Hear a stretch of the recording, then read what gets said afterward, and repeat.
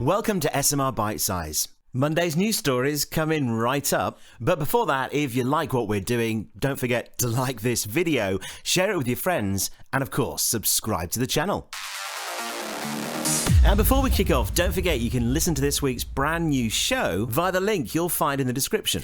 But not just yet, because for this week's Monday SMR Bite-Size Takeaway, we join disgraced former Prime Minister Boris Johnson stateside as he's brilliantly doorstepped, ambushed by Sky's James Matthews. And I thought we'd take this opportunity to see how just one encounter with Boris Johnson can tell you so much about what's going on inside his head. Now, I'm certainly no psychologist or body language expert, so if there are any out there, please leave your thoughts in the comments. So it all began outside the airport in Washington. You got to hand it to James. He was determined to get Johnson to bite. And at first it seems his efforts might be in vain. But note the look of faint amusement that creeps across Johnson's face. This is hard to miss as the fact he looks like he's just got out of bed. But hey, I wouldn't be too downhearted if I just bagged a £3.8 million mansion, which I was about to head off home to after receiving a reported six-figure sum for a speaking engagement in Texas. You can see him itching to open his mouth, but James hasn't pushed him quite far enough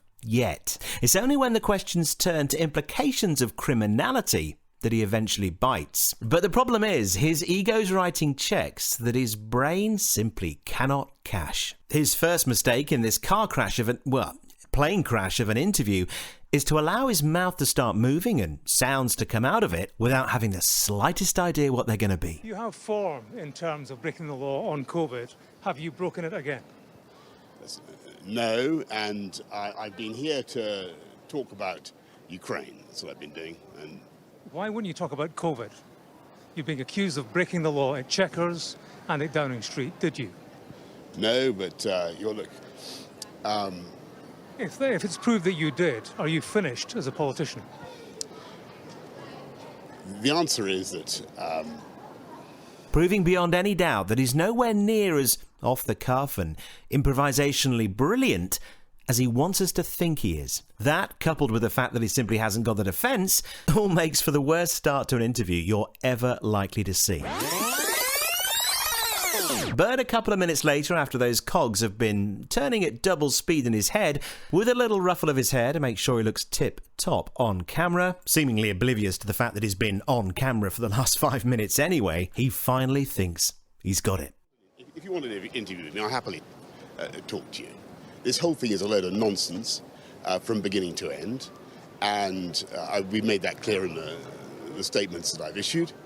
I think that it's ridiculous that elements in my diary should be cherry-picked and handed over to the police, to the Privileges Committee, without even anybody having the basic common sense to ask me what these entries referred to. But you know what? I think even he knows that very few are going to be buying this, and it's not long before he starts to get really rattled. Breaking during COVID restrictions, okay? Mingling with friends at Chequers. No, when you shouldn't have been. No, that is absolutely not what those diary entries show.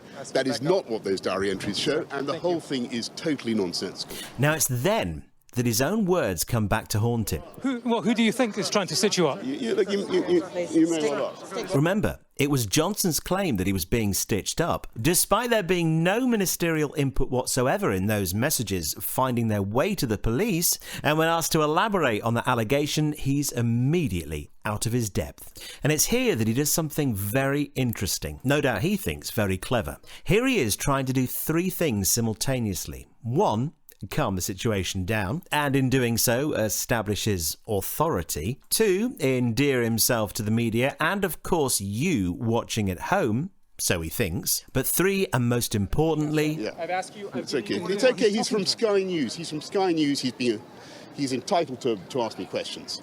Appear to be transparent, an open book with nothing to hide. Of course, what he's also doing is deflecting a question he simply knows he can't answer.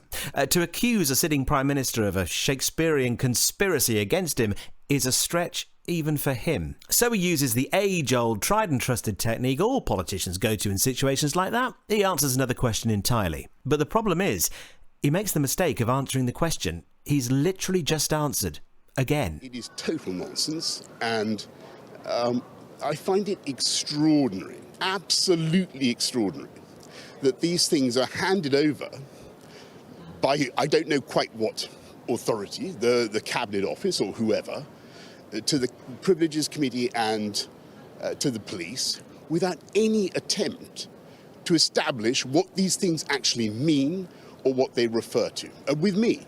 He's literally repeating himself word for word, taking James at Sky and us for fools. I mean, does he think his interviewer's going to forget the question he's just asked? And then when all else fails and he realises he can't wriggle out of it, he turns it into some kind of Etonian boys' playground game. His final defence. You talk about a stitch-up.